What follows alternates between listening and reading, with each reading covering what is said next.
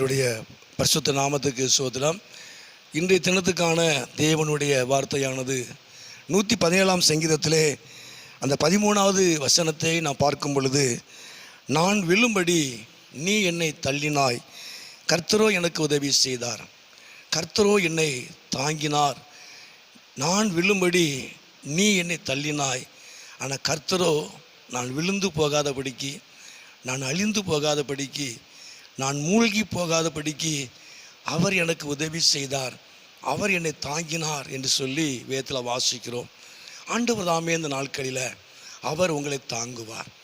நீங்கள் விழுந்து விடாதபடிக்கு, நீங்கள் அமிழ்ந்து விடக்கூடாதபடிக்கு, நீங்கள் அழிந்து விடாதபடிக்கு கர்த்தர் எல்லாவற்றிலையும் அவர் உங்களோடு கூட இருந்து அவர் உங்களுக்கு உதவி செய்வார்.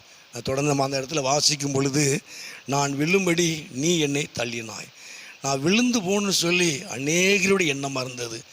நீங்கள் விழுந்து போகும்படி அநேகருடைய எண்ணமாக இருக்கும். நீங்கள் அமிழ்ந்து போகணும், நீங்கள் கெட்டு போகணும்னு சொல்லி அநேகருடைய எண்ணங்களாக இருந்தாலும், உங்களை தள்ளி விட்டாலும், இந்த நாட்களில் கர்த்தர் தள்ளாதவர். அவர் உங்களுக்கு எல்லாவற்றிலையும் அவர் உங்களுக்கு உதவி செய்வார். அவர் உங்களை தாங்கி நடத்துவார். வேதம் சொல்லுகிறது, அந்த 1 சாமுவேல் 18ஆம் அதிகாரத்தில் ஒரு இடத்துல, 1 சாமுவேல் 18ஆம் அதிகாரத்தில் ஒரு வசனம் உண்டு. தாவீதை குறித்து வேதம் சொல்லுகிறது, தாவீதை பெலிஸ்தர் கையில் விழப்பண்ணுவதே சவுலுடைய எண்ணமாக இருந்தது என்று சொல்லி வேதத்தில் வாசிக்கிறோம். தாவீதை பெலிஸ்தர் சத்துருடைய கையில் விழப்பண்ணுவது, சத்ருவினால் அழிக்கப்பட வேண்டும் என்று சொல்லி சவுலுடைய எண்ணமாக இருந்தது. தாவீது விழுந்து போகணும், அழிந்து போகணும் என்று சொல்லி சவுலுடைய எண்ணமாக இருந்தது. ஆனால் தொடர்ந்து கீழே வாசிக்கும் பொழுது கர்த்தர் அவனோடு கூட இருந்தார். தேவன் சத்துருக்களை மேற்கொள்ள மாத்திரம் அல்ல, ஆண்டவர் தாவீதை உயர்த்தினார். அவன் பெயர் கீழே வாசிக்கிறோம், அவன் பெயர் மிகவும் கனம் பெற்றது என்று சொல்லி வேதத்தில் வாசிக்கிறோம். உண்மையாகவே இந்த நாட்களிலே நீங்கள் விழுந்து போவது, நீங்கள் அமிழ்ந்து போவது, நீங்கள் அழிந்து போவது அநேகருடைய எண்ணமாக இருக்கலாம். ஆனால் தேவன் உங்களோடு கூட இருந்து அவர் உங்களுக்கு உதவி செய்வார், அவர் உங்களை தாங்குவார். எல்லாவற்றையும் மேற்கொள்ளும்படியான ஒரு பலனை கர்த்தர் உங்களுக்கு தருகிறது மாத்திரமல்ல, எல்லாருக்கும் மத்தியில் கர்த்தர் உங்களை கனப்படுத்தி அவர் நாமத்தை மகிமைப்படுத்துவார். உண்மையாகவே இந்த நாட்களில் நான் விழும்படி நீ என்னை தள்ளினாய், கர்த்தரோ எனக்கு உதவி செய்தார், கர்த்தரோ என்னை தாங்கினார், கர்த்தரோ என்னை விடுவித்தார், கர்த்தரோ என்னை கனப்படுத்தினார்.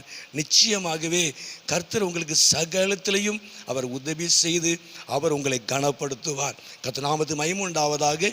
எல்லாருக்கும் மத்தியில் கர்த்தர் உங்களை கனப்படுத்தி உயர்த்தி அவர் நாமத்தை மகிமைப்படுத்துவார். ஜெபம் பண்ணுவோம்.